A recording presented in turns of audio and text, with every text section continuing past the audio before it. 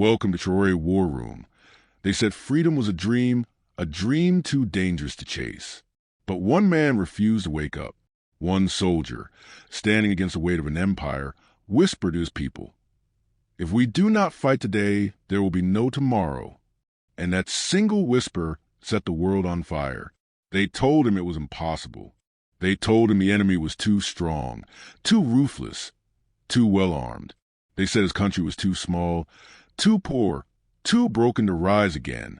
But he looked at them with eyes of fire and said only one thing: "Then we will do the impossible." It began with whispers. In the dusty streets of Ouagadougou, people spoke of a young soldier who refused to bow, a man who believed Africa did not have to be on its knees forever. They called him captain. They called him mad. But soon they called him hope. At night, he sat alone under the broken sky, staring at the stars, thinking of his mother's voice.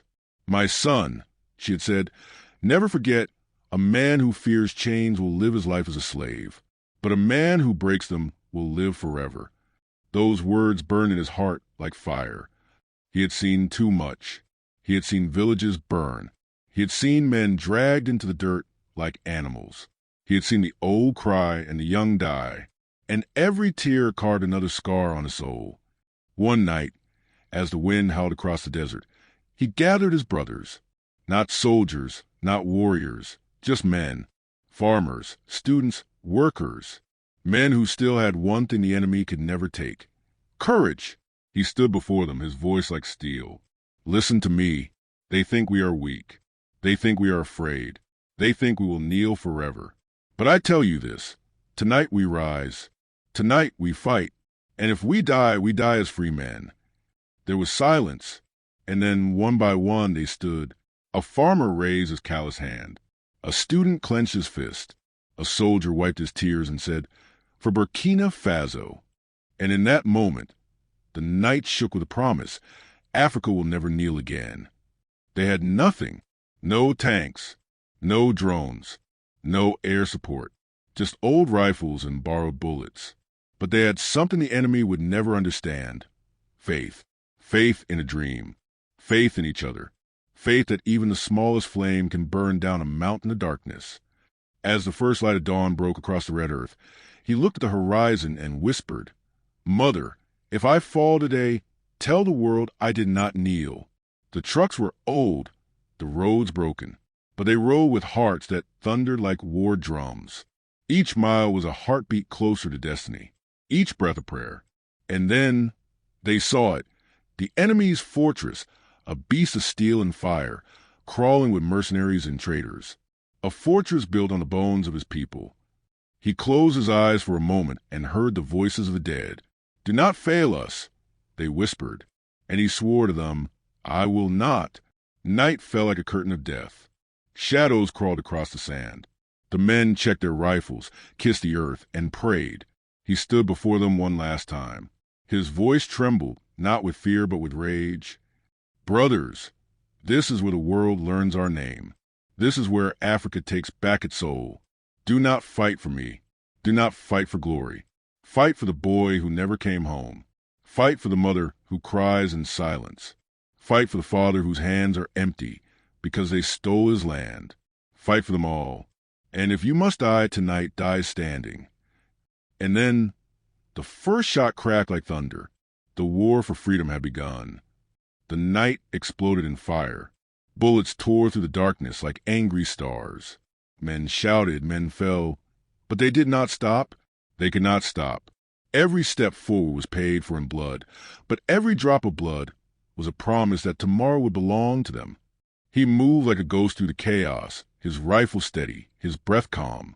In his eyes burned the fury of 1,000 years. A mercenary lunged at him with a blade. Steel flashed in the moonlight, but his hands were faster. One shot, one fall, one more shadow gone. Smoke filled the air. The fortress roared like a wounded beast. Lights blazed as alarm screamed. But still they came. Still, they climbed the walls with bare hands and bleeding fingers. And above the gunfire, above the screams, one voice rose like thunder: "For Burkina Faso." And in that cry was something greater than war. It was a cry for every chain broken, every wound healed, every soul that refused to kneel. And the earth trembled as if even the soil knew history was being written in blood tonight. He burst through the steel gates, his chest heaving, his hands black with powder and pain. Inside the command hall, the enemy commander stood, tall, cold, his eyes sharp as knives. He smiled, cruel and mocking. "You," he sneered, "you think you can stop me?" The young captain stepped forward, his voice low, like the rumble of a coming storm. "I don't think," he said. "I know." The commander laughed, a sound like metal scraping bone. "You have no army, no backup, no chance." The captain raised his rifle, eyes blazing. "I have something you'll never understand." The commander sneered. "And what is that?" "A reason to fight." The trigger pulled. The shot echoed like Judgment Day, and the warlord fell, his eyes wide with the shock of defeat. Silence filled the hall for a moment. Then came the roar of victory, of men who had fought like lions and lived to see the sun rise free. But the cost, oh, the cost was carved in blood. Bodies lay like broken prayers across the sand. Men who had laughed, men who had dreamed, now silent. He walked among them, his boots heavy, his heart heavier. And when he saw the boy, the youngest barely 18, lying still, clutching his rifle like a child clutches his mother's hand, something inside him shattered. He fell to his knees beside the boy and whispered, "I promised you would see tomorrow." His voice broke like glass, and in the ashes of victory, he tasted the bitterness of loss. When dawn came, the sky burned red, as if the heavens themselves wept for the dead. The captain stood before his men, what was left of them, eyes hollow, bodies broken, but spirits unbroken. He raised a flag, torn, bloodstained, but free. And in that moment, Africa rose with it. He did not smile. He did not cheer. He only whispered to the wind, "This is for you, mother." And somewhere in the silence, he swore he heard her voice, soft, proud, eternal. "My son, you are free." But the war was not over. Freedom is never given. It is taken. And for every tyrant who falls, another rises in the shadows. He knew this was only the beginning. The world would come for him now. Powers too great, too hungry, too cruel to ignore a nation that dared to stand. As the sun climbed the sky, painting the land in gold, he gathered his men, not as soldiers, but as brothers. "We have won a battle," he said, his voice like steel wrapped in fire. "But the war for our soul has just begun." And in their eyes he saw no fear, no doubt, only fire, fire that would burn through the darkness, no matter how long the night. He walked alone that evening, across the silent field of broken dreams. Each step echoed with ghosts. Each breath tasted of dust and blood. And when he reached the edge of the desert, where the earth kissed the endless sky, he raised his fist and whispered, "Come then, all of you, I will not kneel." And the wind carried his vow across the land like a storm. The night after victory was not filled with celebration. It was filled with whispers, prayers, and silence so heavy it could break a man's soul. Fires burned in the distance like dying stars, casting shadows that danced like ghosts across the land. He sat alone on a broken wall, staring at the horizon where darkness swallowed the desert. His rifle lay at his side, but in his hands he held something else, a photograph, old, worn, its edges torn by time and war. A woman's face smiled from that faded paper. Her eyes, the same eyes he carried in his soul. "Mama," he whispered, his voice trembling, his throat dry as dust. "I did it. I kept my promise." But the wind was his only answer, cold and hollow like the grave. Behind him, footsteps approached. Heavy, slow, a voice broke the silence.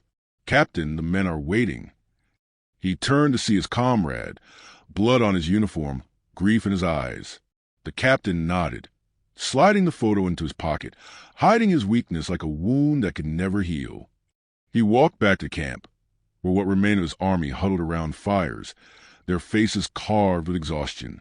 Some stared at the ground. Some stared at the stars. None spoke. They were men who had seen hell and returned. He stood before them, his shadow stretching long in the firelight. His voice was low, but it carried like thunder. "Brothers," he said, "tonight we breathe free, but freedom is a fragile thing. If we do not protect it, they will take it from us." A murmur rippled through the camp. Fear, doubt. He felt it like a knife in his chest. And so he raised his voice, not with anger, but with fire. "Look around you. Look at their faces. They died so we could stand here. Will you let their sacrifice rot in the sand? Or will you make it mean something?" A silence fell so deep it could swallow the earth. Then one voice rose. "We fight." Another joined. "We fight." And then another, louder, until the desert shook with the roar of men who refused to kneel. That night he did not sleep. He climbed to the highest dune, where the stars burned like eternal fires, and there he spoke, not to his men, not to the earth, but to God. "If you can hear me," he said, his voice raw, broken, bleeding, "give me strength, because I have nothing left, nothing but this dream. And if I must die for it, then let my blood be the last." But in the shadows, far beyond the dunes, the world was already moving against him. In glass towers 1,000 miles away, men in suits sat around glowing tables, their faces lit by screens and greed. One of them spoke, his voice sharp as a blade. "This man, this Traoré, he threatens everything. He must be stopped." Another leaned forward, his smile cold. "Send a message. No more games. The lion thinks he is king. Let us remind him who owns the jungle." And so the storm began, not of bullets and blood, but of whispers, lies, and betrayal. The kind of war you never see until it's too late. Morning came like a knife across the sky, slicing the darkness with light. The captain stood with his men, their bodies battered, their weapons few, but their spirits unbroken. He looked at them, brothers who had given everything, and he swore again with fire in his voice, "We will not bow, not to kings, not to tyrants, not to empires. If they come for us, they will find us standing." And in their silence he heard it, the answer louder than any roar. It was not in their words.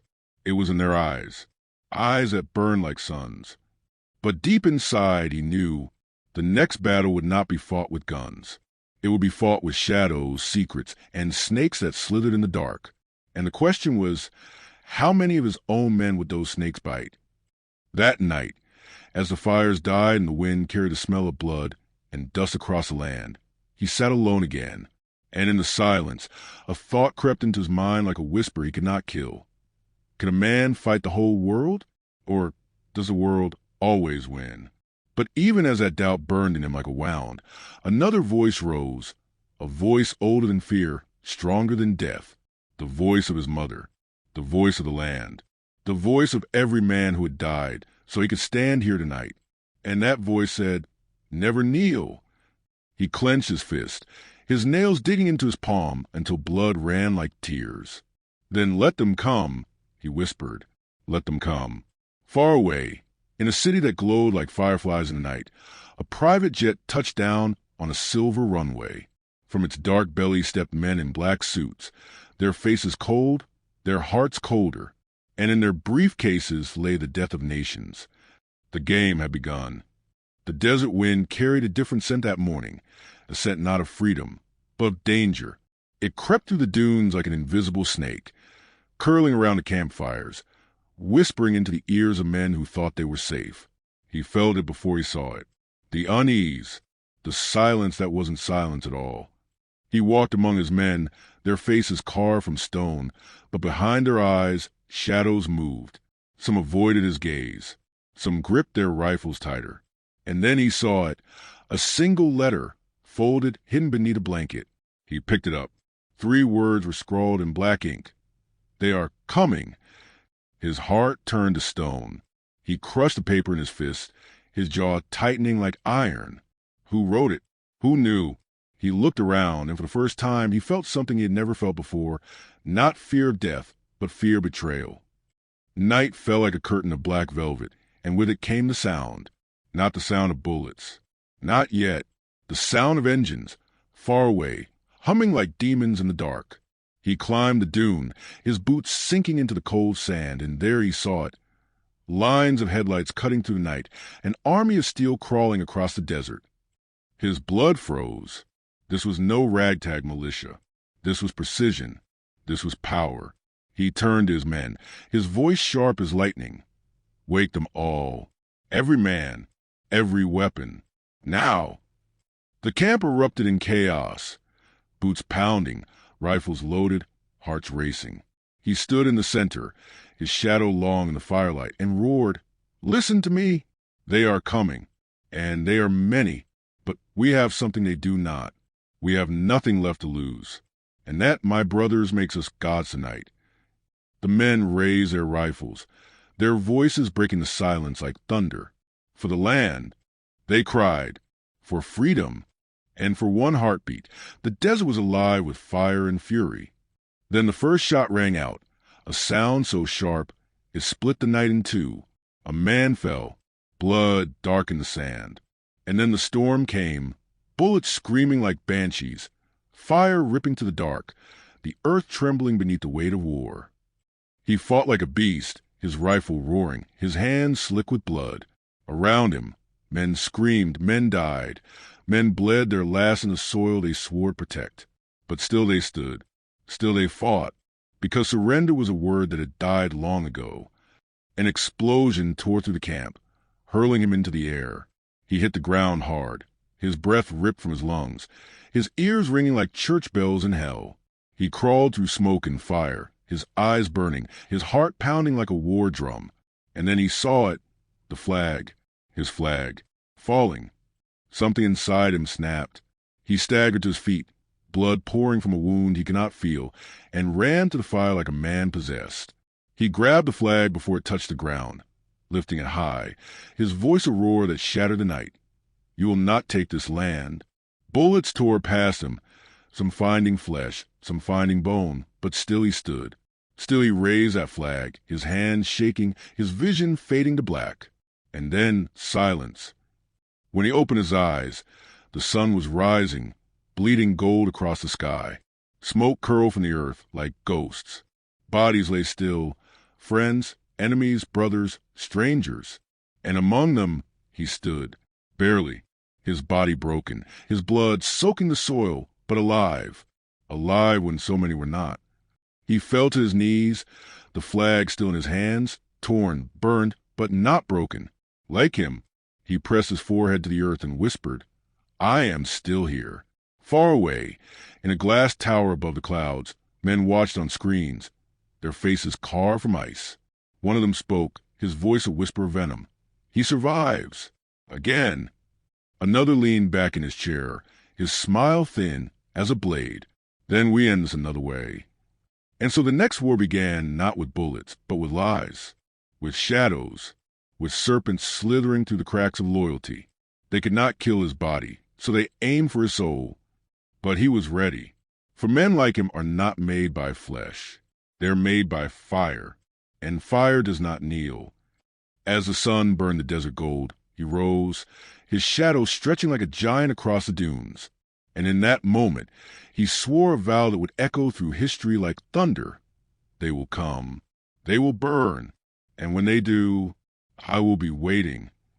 And somewhere beyond the horizon, a voice whispered back, soft as wind, sharp as steel. Then let the world tremble.